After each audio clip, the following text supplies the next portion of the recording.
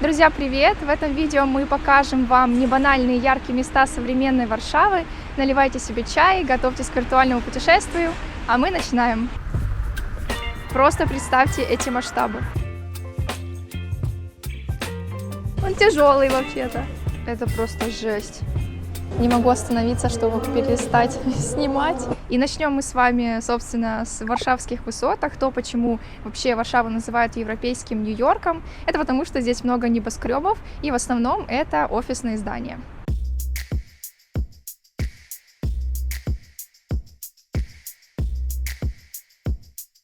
Четыре факта про экономику Польши.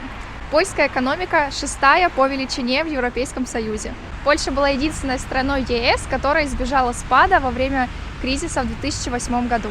По состоянию на 2019 год польская экономика стабильно росла в течение 28 лет, что является рекордным показателем в ЕС. С 1990 года Польша удвоила ВВП на душу населения.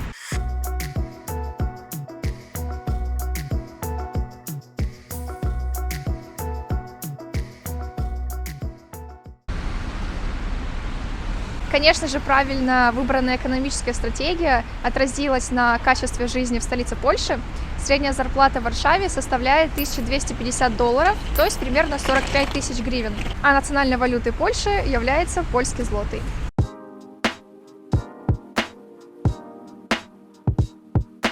Благодаря экономической стабильности в столице расположены офисы всемирно известных IT-компаний, таких как Cisco Systems, IBM, Microsoft и Google. Кстати, у Google здесь еще дополнительно есть кампус для стартапов, который мы, скорее всего, сегодня покажем. В общем, район действительно интересный, красивый, такой продвинутый.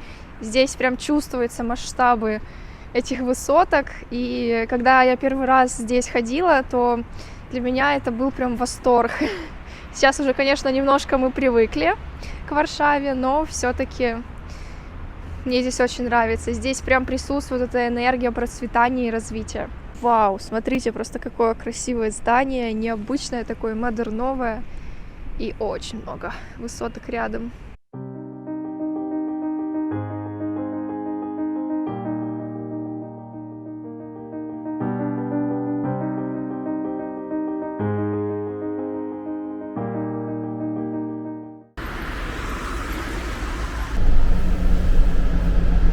Следующая наша локация – это библиотека Варшавского университета, которая была основана еще в 1816 году. Такой, какой мы ее видим сейчас, библиотека стала в 1999. Коллекция университетской библиотеки насчитывает 3 400 000 книжных единиц на 2019 год.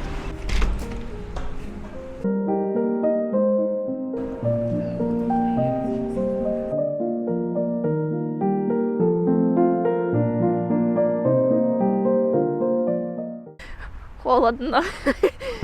Держаться в бой. На крыше главного корпуса находится ботанический сад, который является одним из самых больших подобных сооружений в Европе, и он состоит из двух частей – верхней и нижней. Верхняя часть сада находится на самой крыше библиотеки, и там открываются наверняка красивые виды на город и реку, там же находится много красивых растений, а нижняя часть сада – это та, на которой мы с вами сейчас находимся.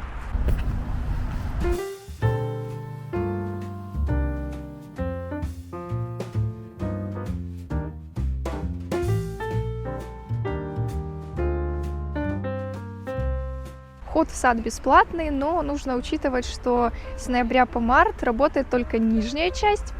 И, к сожалению, собственно, поэтому мы не смогли подняться наверх, но хотя бы держите несколько летних фотографий с крыши.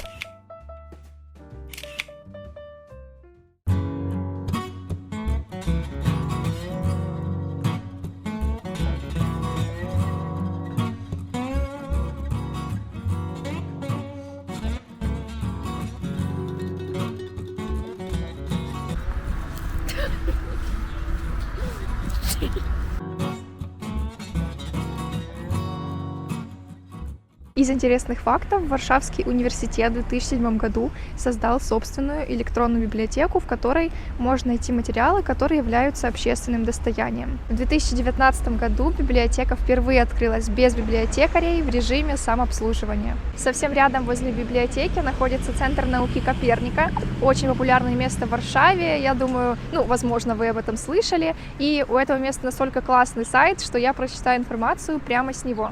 Центр науки Коперник – это не музей. Здесь нет ни витрин, ни экскурсоводов.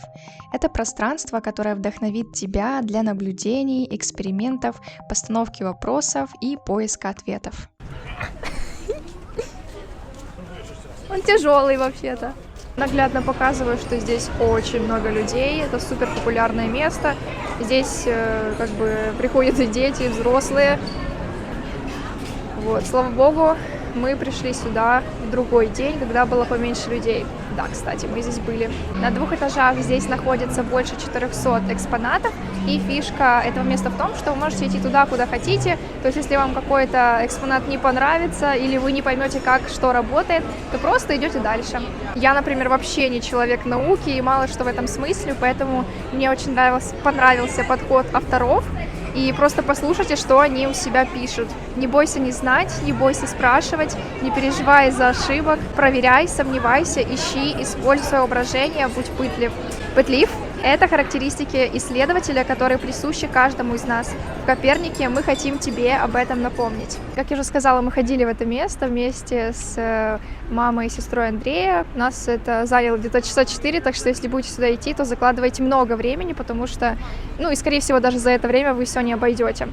Но мы постарались обойти все, это было интересно, потому что там были оптические иллюзии и разные интерактивные штуки, причем интерактивные в разных форматах, то есть там можно что-то потыкать, посмотреть, покричать. Также там есть внутри музей высокого напряжения, и в определенные часы он работает, там какие-то представления показывают. Мы пошли, собственно, но ничего не поняли, потому что выступление было на польском языке. Следующая наша локация – это торговый центр, но необычный. Сейчас скажу, почему.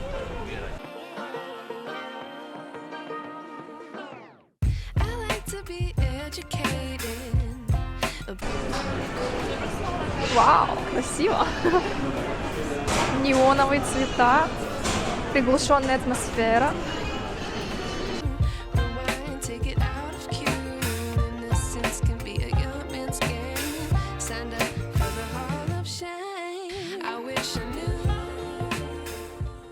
Торговый центр, в котором мы с вами находимся, не просто так называется Электровня Повишле.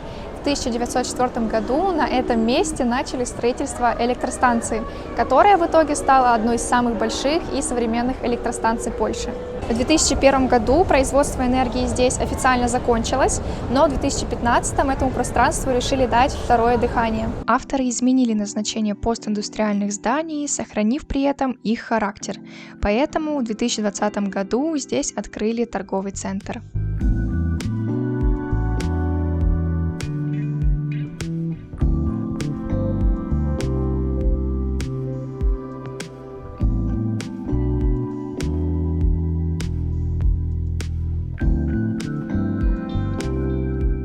Когда не мыл голову 5 дней.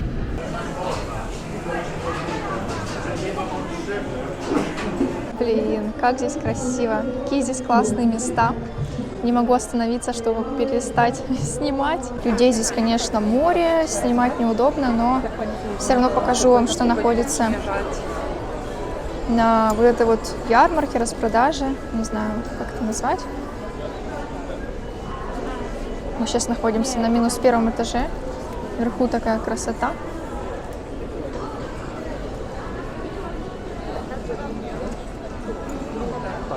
Вообще, я в восторге, у меня нет слов. Я не ожидала, что здесь будет так атмосферно. И, кайф. Я очень рада, что мы сюда приехали. Это не супер какое-то заезженное место. Не супер туристическое, но точно стоит его посетить, прогуляться здесь, поесть на фудкорте. Мы еще с вами пойдем на фудкорт.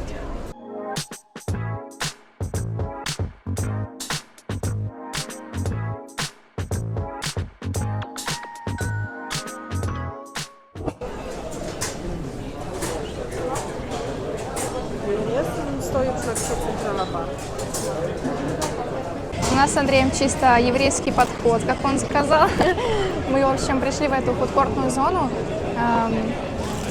и пошли в Бедронку, купили там еду. В общем, да. Сейчас поедим тут. И это вышло намного дешевле, чем если бы мы что-то покупали здесь.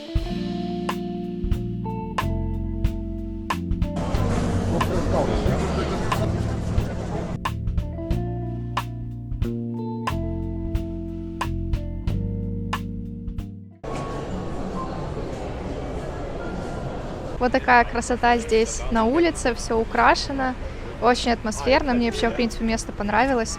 Оно такое, кстати, из красного кирпича, но сейчас мы поедем в еще одно, тоже очень интересное.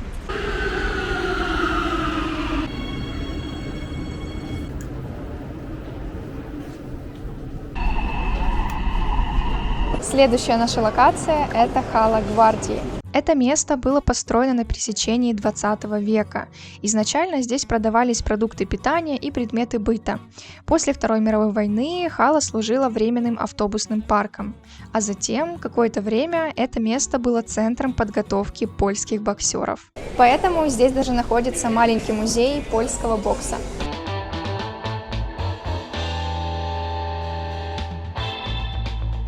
А еще здесь есть такая комнатка, где можно поиграть в разные игровые автоматы. Здесь сейчас играет ребенок громко.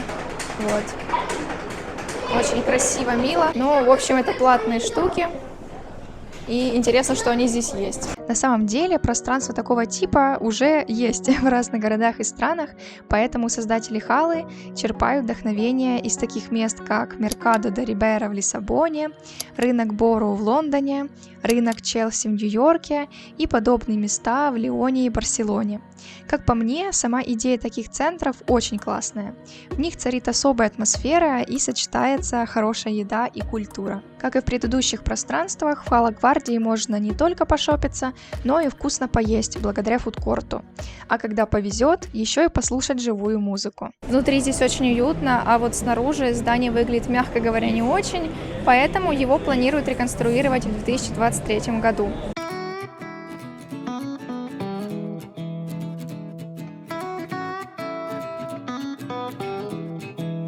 Здесь, правда, очень атмосферно. Я уже несколько раз обошла все тут локации, все точки. И почему-то здесь, кстати, продают очень много растений.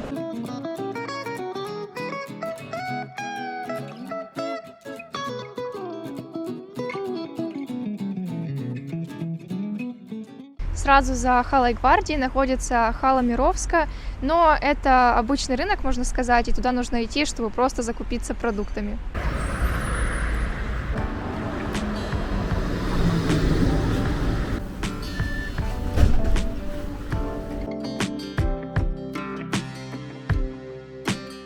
Стадион Народовое, в прошлом национальный стадион в Варшаве, это современная арена и одно из самых продвинутых мест такого типа в Европе. В 2013 году он стал самым популярным местом в Польше, собрав 1 миллион 300 тысяч посетителей за 12 месяцев. Арена была построена к чемпионату Европы по футболу Евро-2012 и приняла 6 матчей во время турнира. Кстати, это самый большой стадион Польши. Трибуны арены рассчитаны на 58 тысяч зрителей и состоят из 8 этажей разной высоты.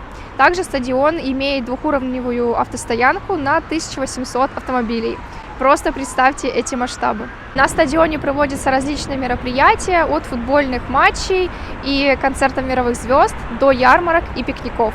Также можно записаться на экскурсию по стадиону, но нам, как всегда, не повезло, и эта функция сейчас невозможна, потому что во время последней проверки нашли какой-то дефект.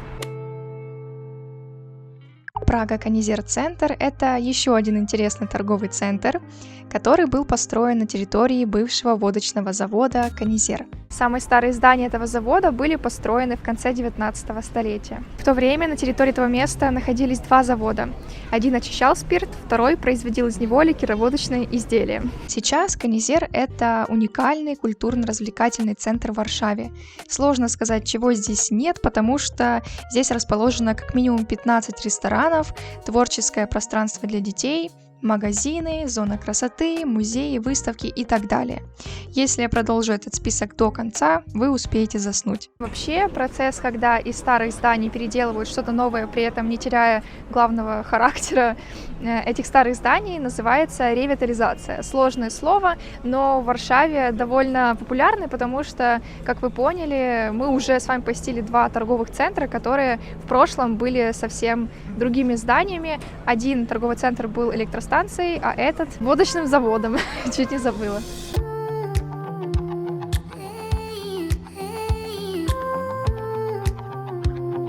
Ну а вот, собственно, и кампус Гугла для поддержки стартапов.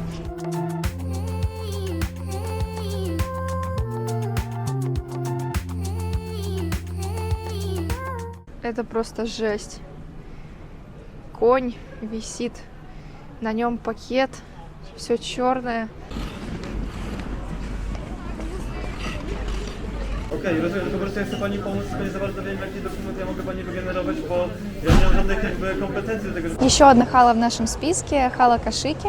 Этот рыночный зал, широко известный как Народный базар, был построен в 1906-1908 годах на улице Кашиковой. Хала Кашики прошла не одно перевоплощение.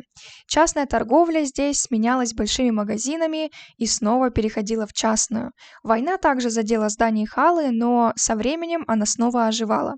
В 2012 году халу купила компания Griffin Real Estate, и благодаря ей пространство стало таким ярким и красивым, каким оно выглядит сейчас. Мы как раз попали на выступление. Здесь такое небольшое, живая музыка.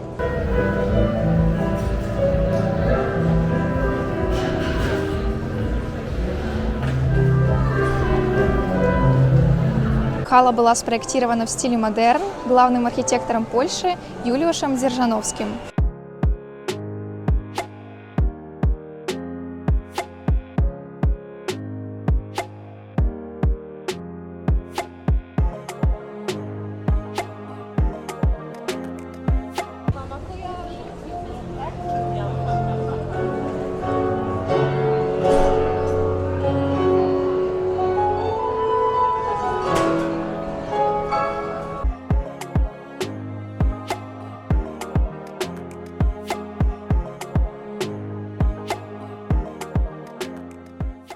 Ну что, подведем итоги.